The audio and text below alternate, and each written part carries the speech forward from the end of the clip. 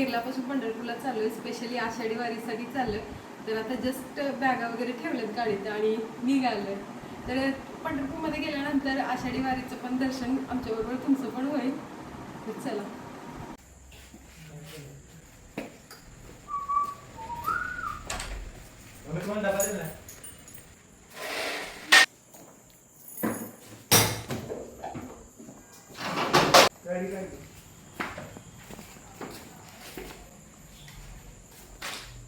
आदिबाई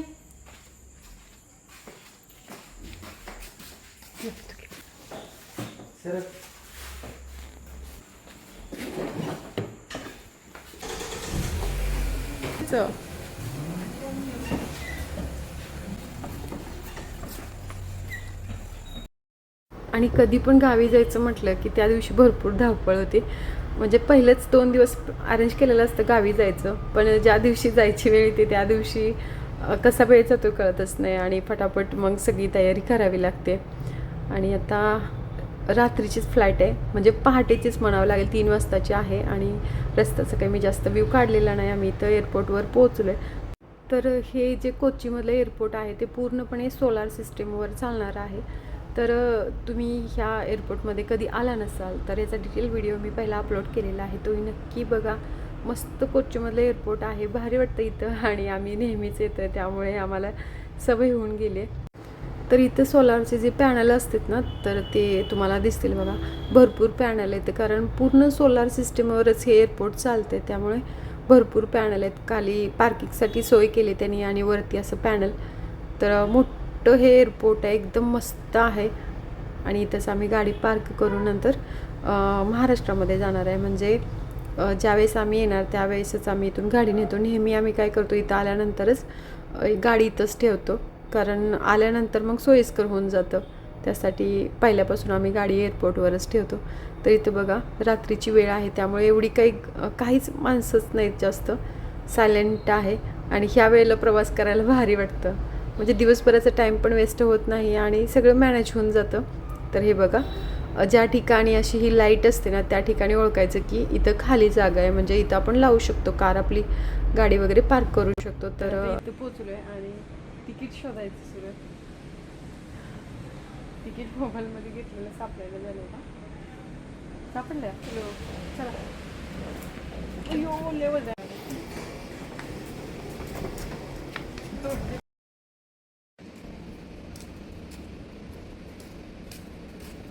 आणि मी नेहमीच बऱ्याचशा ब्लॉगमध्ये सांगत आले की केरळमध्ये कधी पण पाऊस येतो, कधी पण क्लायमेट चेंज होतं.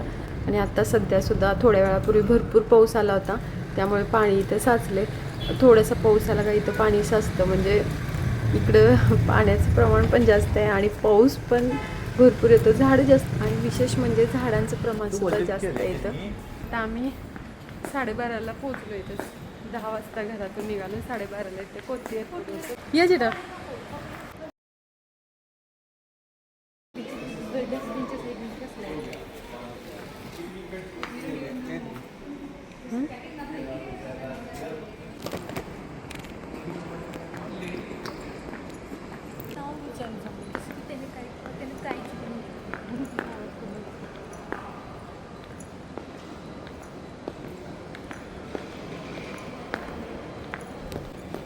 आता आम्ही एअरपोर्टच्या आतमध्ये एंट्री केली.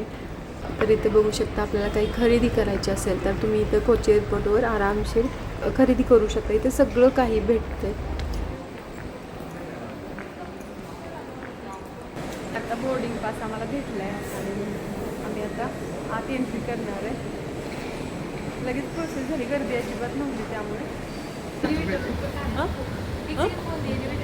देते संपलं, देते का पप्पा पप्पा.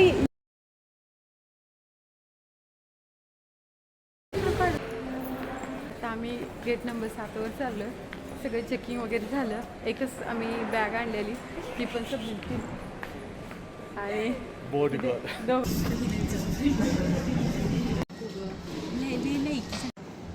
चला चला.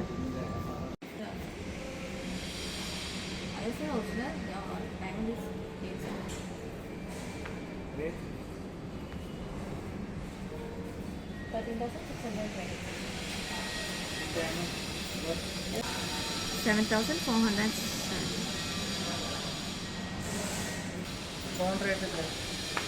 Second charge is diamond set. Everything include ಎಲ್ಲ included Return is the main. 10% cash back. So 1 year can exchange it for 50%, 2 year 40%, lifetime value. आहे ती You can go. नाही आता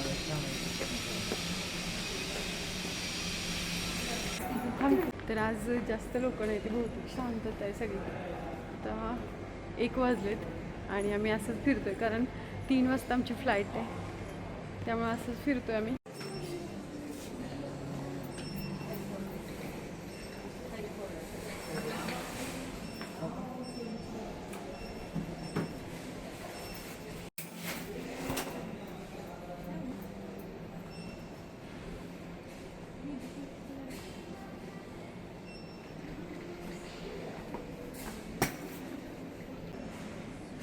घेऊया जेटा एक आपल्याला नाठी पाहिजे. एक गुडू कलर बघ, एक घेऊया जेटा. जेटा कलर एक घेऊ द्या जेटा. काय माहिती नाठी पाहिजे पॉकेट कोडाचं. गुडू कलर घे चांगला आहे. आमच्याकडे आज भरपूर टाईम होता आणि पावसाचा दिवस पण आहेत, पावसाळा पण सुरू आहे. म्हटलं एक छत्री घ्यावी, तर मस्त होती आणि गुडूला पण आवडलेली. പക്ഷേ ഇതിൻ്റെ ലെങ്ത് കൂടുതലാണ് അല്ലേ? ही घ्या, ഇത് മതി. हां, ही छोटा क्यूट आहे गुडू आणि तुझे ड्रेस मॅचिंग आहे, मला आवडलंय. घे गुडू.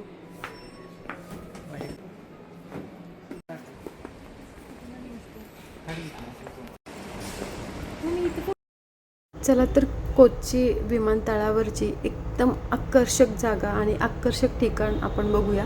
तर इथं बघा, जे आपल्या केरळामध्ये वेगवेगळ्या प्रकारची कथाकलीची नृत्य होतात ना, त्याचे स्टॅच्यू आहेत, म्हणजे पुतळे इथे ठेवलेत आणि वेगवेगळे हावभाव असतात ना, वेशभूषा वेगवेगळी, ते पण इथं दाखवले. केरळामध्ये कशा प्रकारचं नृत्य असतं, तिची वेशभूषा कशी असते, ते सगळं या स्टॅच्यूद्वारे आपल्याला माहिती होऊन जातं. तर मेकअप वगैरे कसा करतात त्या नृत्याच्या वेळेस, ते सुद्धा एकदम व्यवस्थितपणे, ड्रेसअप पण एकदम व्यवस्थित, जसा पोशाख असतो ते कथाकली वगैरे करताना, नृत्य करताना तसं परफेक्ट इथं स्टॅच्यू ठेवलेले आहेत. मस्त आहे, म्हणजे एअरपोर्टवर येणाऱ्या प्रत्येक व्यक्तीला हे स्टॅच्यू बघायला आवडतील सुद्धा आणि मस्त पण वाटतात. केरळाची एक ओळख याच्यातून दिसते. नमस्कार पाटील फॅन ना बस. बँकेतर्फे आम्हाला कार्ड भेटलेलं आणि एकाला चालवलं, म्हणजे म्हटलं पती तुझा मी आलो आता. एका व्यक्तीला 2000 समथिंग आहे जर आत येत असेल तर. आणि इथं फक्त 2 रुपयामध्ये मी आता आली. बघू तर काय काय आहे.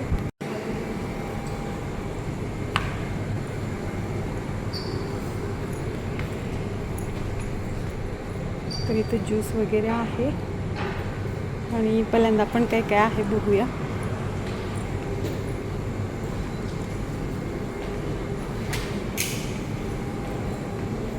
आणि इथं सगळं वॉटरमेलन फ्रुट्स वगैरे कट करून ठेवलेले आहेत.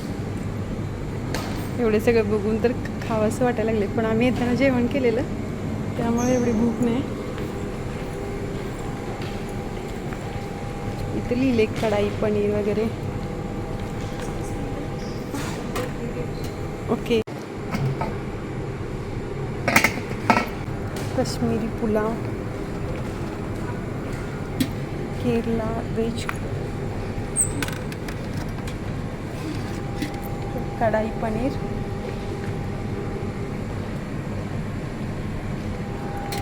चिकन बिर्याणी, मीन करी, कढाई चिकन, जेवण आहे. चला आता बघू काय काय खायचं ते.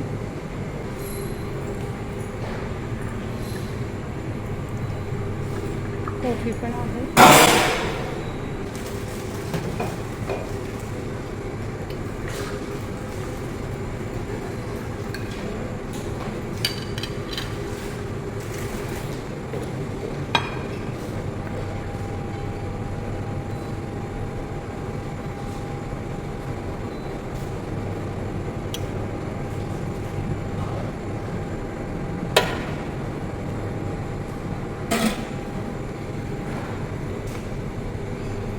आता पनीर घेऊया. पनीर आणि कसं टेस्ट. आज शुक्रवार आहे त्यामुळे चिकन वगैरे खाता येत नाही. आणि शुक्रवारी आमच्यात चिकन वगैरे खात नाही. तर आता जास्त कढाई पनीर घेऊन बघते.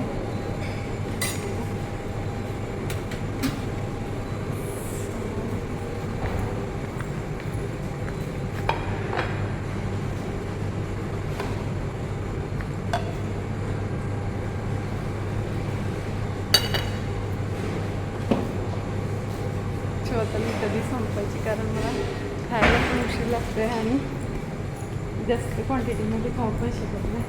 पण आता खायला आली आहे. मला टाकायला म्हटलेलं होतं, गुडूला का म्हटलेलं, ती म्हटली तुझा, पतीची म्हटले तुझा. तर आता माझा चान्स लागला. कोणच नाही, फक्त मी एकटीच आहे, कारण रात्रीची आता 1:45 वाजलेत. इथं बघू शकताय कोणच नाही.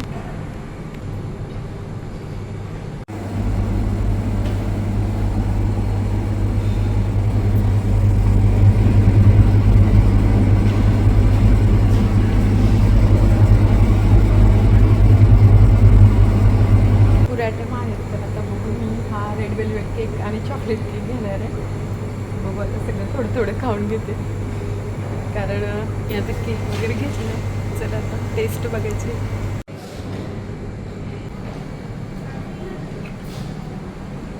आपलं पैसे तरी फिटले पाहिजे तेवढं खाऊन ये असं पतीजी म्हटले. पण आता एवढं खाऊ शकत नाही, त्यामुळे थोडं थोडं सगळं खायचं सुरू आहे.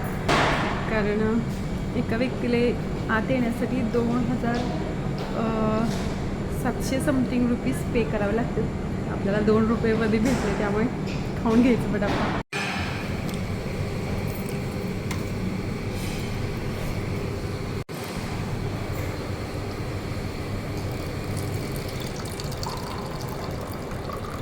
आता 2 वाजले, त्यामुळे भूक कसलीच नाही. तो जेवण करून आलेलं, त्यामुळे आता काही मी जास्त खाल्लेलं नाही.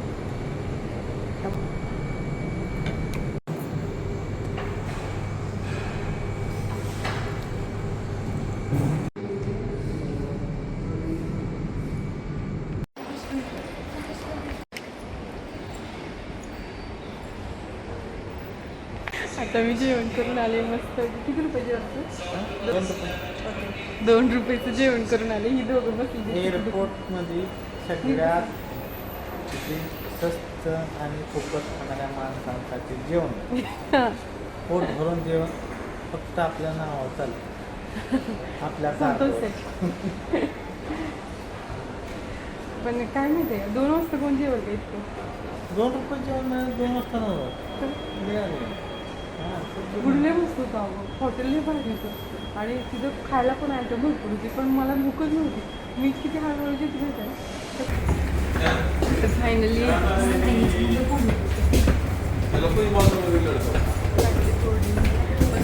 आणि आता मी प्लेनमध्ये बसायला चालले.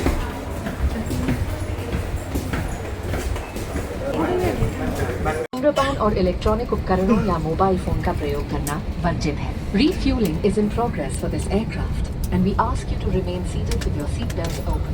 Smoking and using any electronic equipment or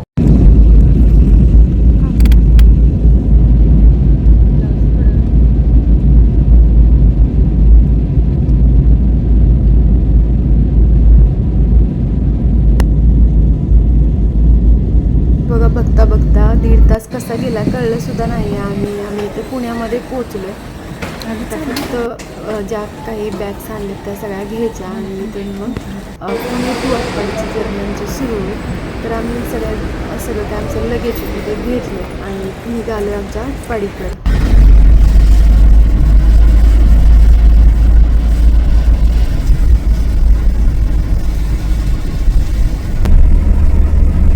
आणि इथं गावी आल्यानंतर इकडे बघा महाराष्ट्राचं मस्त वातावरण, सगळीकडे हिरवळ. आता पावसाळ्याचा दिवस आहे त्यामुळे अशी ही हिरवळ रस्त्याने जाताना दिसतेच आणि भारी वाटतं डोळ्यांना बघायला. आणि जास्त काही मी रस्त्याचा व्ह्यू काढत नाही. फायनली आम्ही आता इथं आमच्या अपार्टमेंटमध्ये पोहोचलो आहे. आल्यानंतर सगळीकडे बघतो, झाडं वगैरे भारी वाटतं. बघितल्यानंतर मनाला जरा समाधान वाटतं. आणि आता आम्ही चाललो आहे वर, कारण कधी एकदा असं घरी जायला असं झालंय. 8 वाजले आता सकाळी. आणि केरळवरून आम्ही ज्यावेळेस आटपाडीमध्ये पोचतो ना त्यावेळेस मनाला एकदम आनंद होतो. म्हणजे ती फिलिंग सांगता येत नाही, एवढं मस्त वाटतं. आणि आता आम्ही वरती चाललो आहे, 5th फ्लोअरवर आहे आमचं घर. आणि मला भारी वाटलं आपण 8ला पोहोचलो म्हणजे ना. तर आता मोठी आषाढी वारी आहे, अशामुळे असं हे स्कूलमध्ये कार्यक्रम करतात. आणि मस्त परी मेकअप करून रेडी होऊन स्कूलमध्ये चालले. आम्ही जस्ट एंट्री केली आणि परी चाललेली. ती पहिल्यापासून शेवटपर्यंत व्हिडिओ बघितल्याबद्दल मनापासून धन्यवाद. Thank you for watching.